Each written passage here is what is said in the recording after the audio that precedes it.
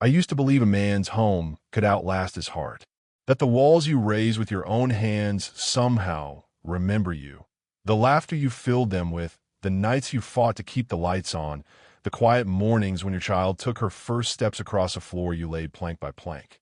For 30 years, that belief carried me through every ache in my back and every layoff at the factory.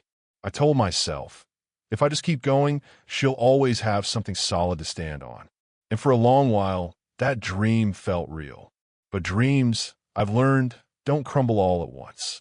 They rot slowly, like would soak too long in the rain. The first cracks showed when Michelle stopped calling me Dad and started saying Mike. Small thing, right? Just a name. But there was distance in it, a space wide enough to fit years of silence. She came home less after college, then not at all. And I told myself that was normal. Kids grow up, make their own lives. Still, every night when the porch light flickered on, I'd glance at the driveway and imagine her car rolling in, just to say hi, just to remember who kept that porch light burning. When she finally did come back, it wasn't with the warmth I'd kept alive for her. She arrived in a silver BMW that hummed like it didn't belong anywhere near my gravel road. She stepped out dressed sharp, her perfume cutting through the smell of rain and rust. Dad, she said, smiling too politely, we need to talk about the house. That was the day she told me about refinancing, about reinvesting, about papers she'd drawn up with her husband. I didn't understand half the words she used, but I understood the look in her eyes, pity mixed with impatience. She wanted what she thought she'd earned, the future I'd been breaking my body to build. I signed nothing that day. Couldn't bring myself to. Still, I didn't think it would come to hate. Families fight. They cool off. But weeks later, when she stopped answering my calls, I felt a knot in my gut that wouldn't loosen. Bills came addressed to her name. Notices from the bank I didn't recognize. I drove into town, waited outside her office building, hoping for a minute of her time. She saw me through the glass and pretended not to. That's when I knew something precious had gone missing. Not the house, not the money, but the small, sacred thread between us that once made every sacrifice worth it. The day it all broke open was cloudy, the kind of gray that feels like a warning. I was in the yard, trimming the rose bush her mother planted before she passed. My phone buzzed, and a voice I didn't know asked me to confirm my address. 10 minutes later, a police cruiser rolled up the driveway. I wiped my hands, tried to stay calm. One officer, mid-30s, kind eyes, but stiff posture. He asked my name, then said there'd been a report of trespassing. I laughed, couldn't help it. Trespassing, I said. Son, I've lived here longer than you've been alive. Then Michelle appeared behind him, arms crossed, her husband hovering a few steps back. Officer, he's refusing to leave, she said, her voice steady but sharp. I've asked him repeatedly to respect my boundaries. Boundaries? The words sliced through me. Boundaries between father and daughter? Between the man who built these walls and the child whose height marks were still carved into the kitchen doorway? The officer looked from her to me, uncertain. He asked if I had somewhere else to go. I didn't answer right away. Instead, I reached into my pocket and pulled out my phone. Not to call anyone, there was no one left to call, but to stare at the cracked screen that had held our last text thread. Love you, Dad. Be safe. 2 years old, that message. 2 lifetimes. I told the officer I'd leave. No point fighting on the front porch of your own heartbreak.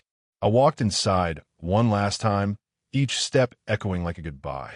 The furniture looked smaller, the air emptier. Her mother's photo still sat on the mantel, watching. I wanted to take it, but something stopped me.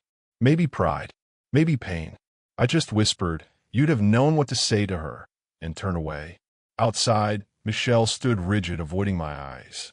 I tried to speak, to tell her that everything I ever did, every overtime shift, every missed vacation, every scar on my hands, was for her, but the words tangled in my throat. The engine of her BMW purred louder than my voice ever could. I stepped past the rose bush, its petals bruised by rain, and kept walking down the road. Behind me, the officer cleared his throat, maybe out of guilt, maybe out of habit. "Sir," he said softly, "do you have a place to stay tonight?" I shook my head without turning. "I'll find one," I murmured. Because a man who's lost his home still has to keep walking, even if he doesn't know where the road ends. The road stretched ahead like an old scar, familiar but numb. Every step I took away from that house felt heavier, like the ground itself was trying to pull me back. The wind carried faint traces of the life I'd lived there. The scent of pine from the yard, the faint whistle of the wind chime I'd hung for her 10th birthday. For 30 years, that chime had been the song of our home. Now it sounded like a ghost humming for no one. I didn't go far that first night. My legs ached, and my heart wasn't ready to wander. I ended up at Miller's Diner, the only place in town that still stayed open past midnight.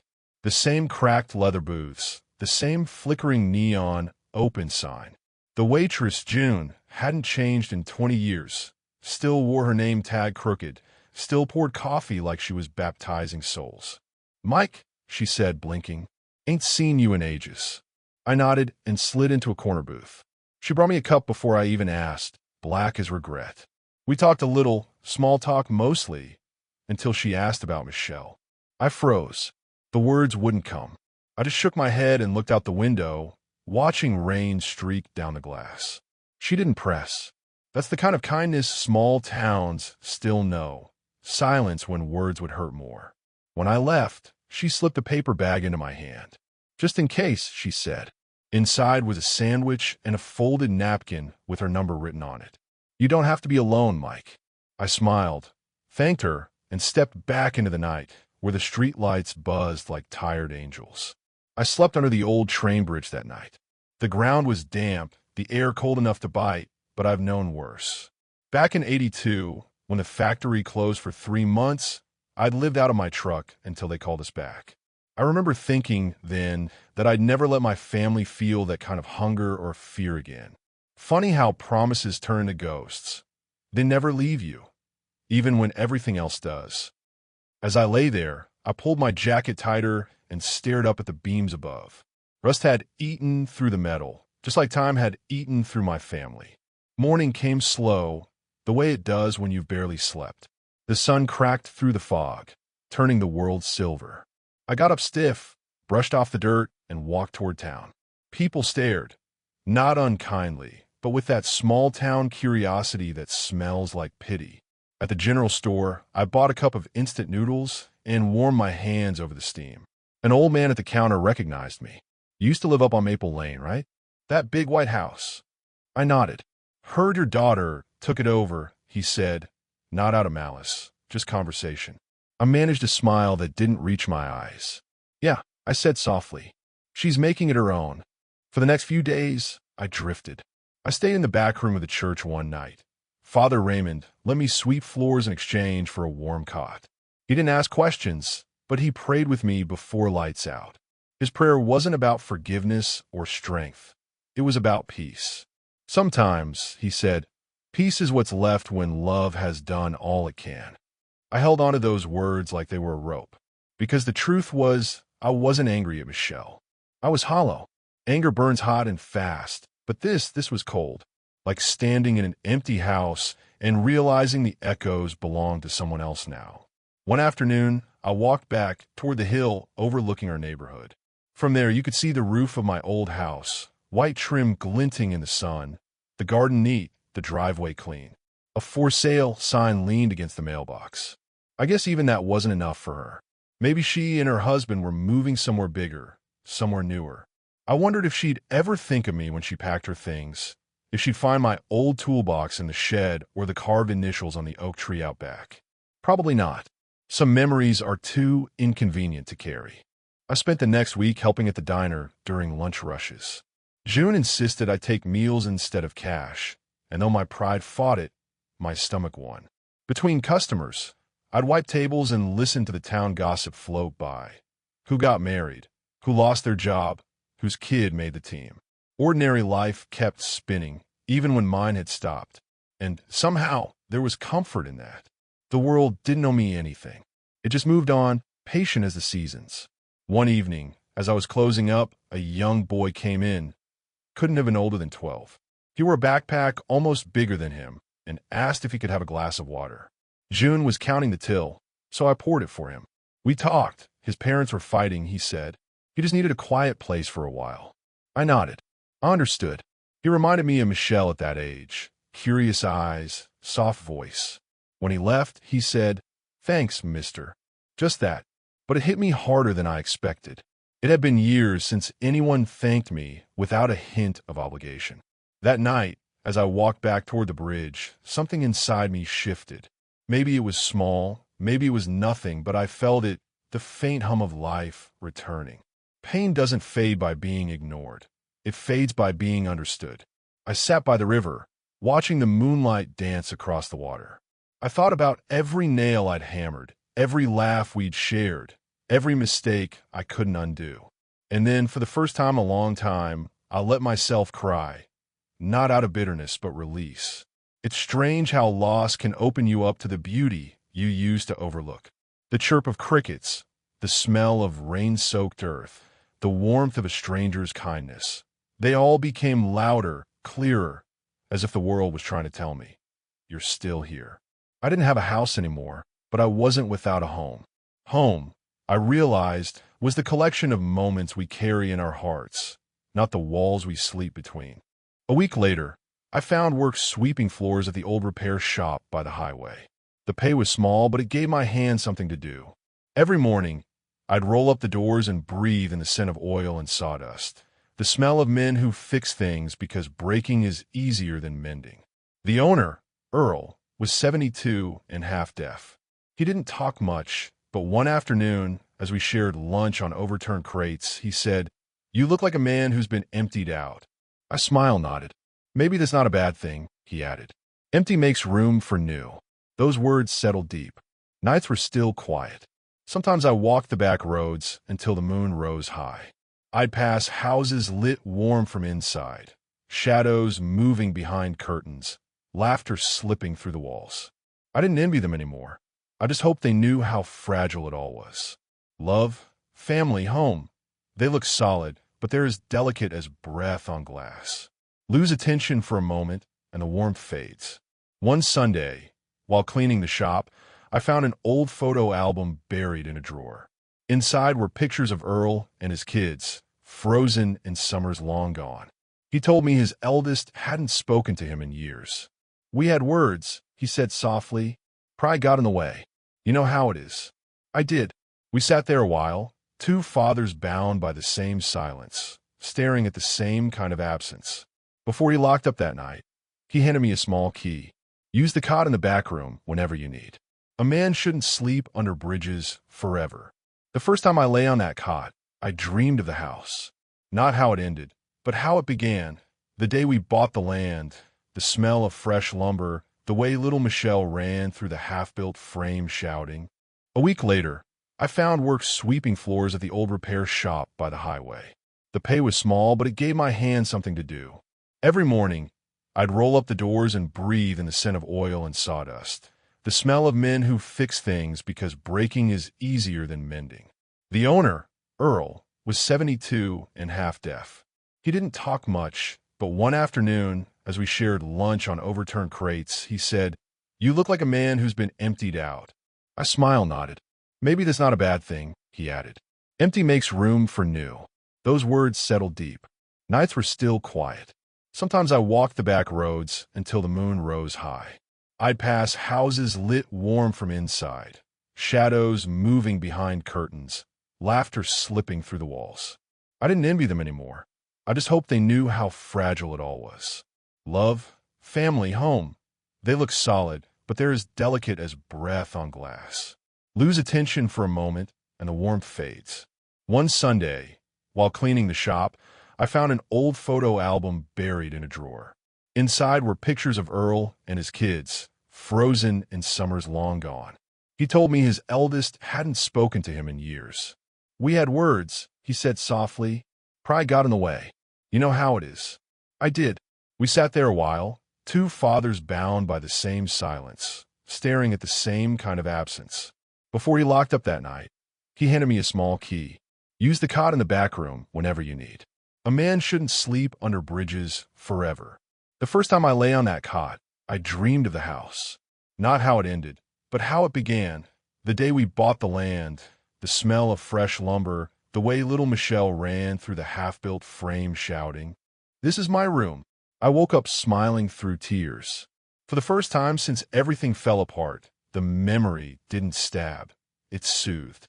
Maybe that's what healing really is, when memory turns from knife to balm. Days turned into weeks, weeks into months.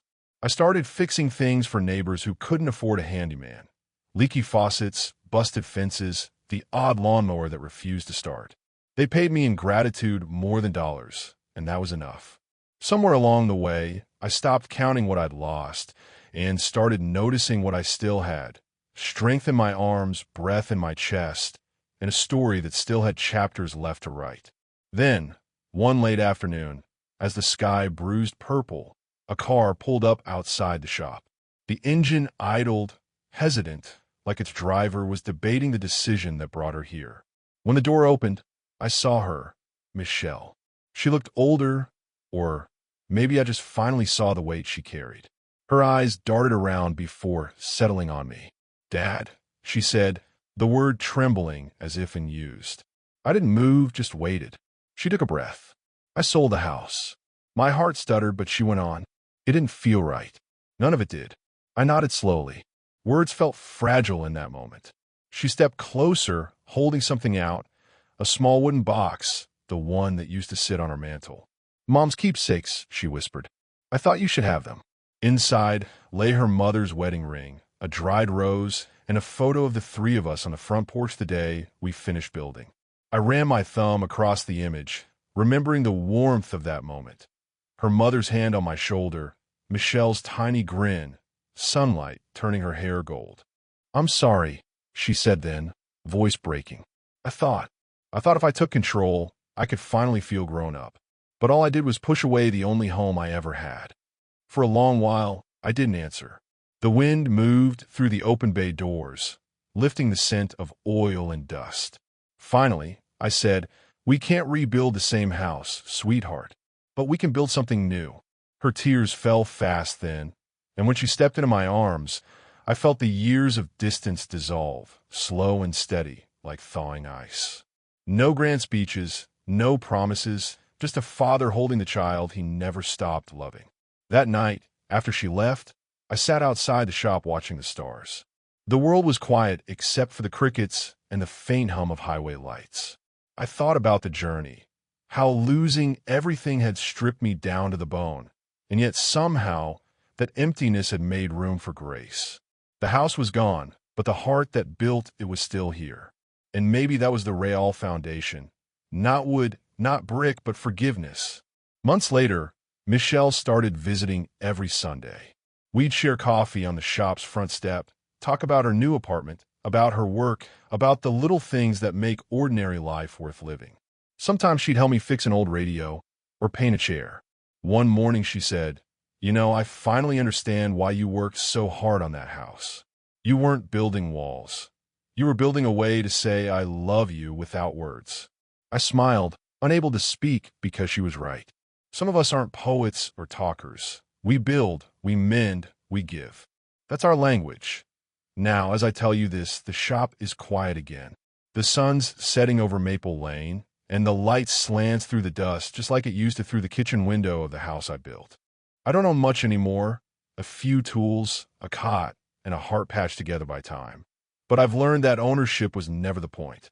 What matters is the making, the giving, the loving, even when it costs you everything. If you're listening to this, maybe you've lost something too, a home, a friend, a part of yourself. Maybe you're standing at the edge of a road, wondering where to go next. If so, remember this. The road doesn't end where love leaves. It only changes direction. Keep walking. Build again. Forgive again. Because the hands that once built a house can always build hope. And that, my friend, is the story of the house I built. And how, in losing it, I found my way back home.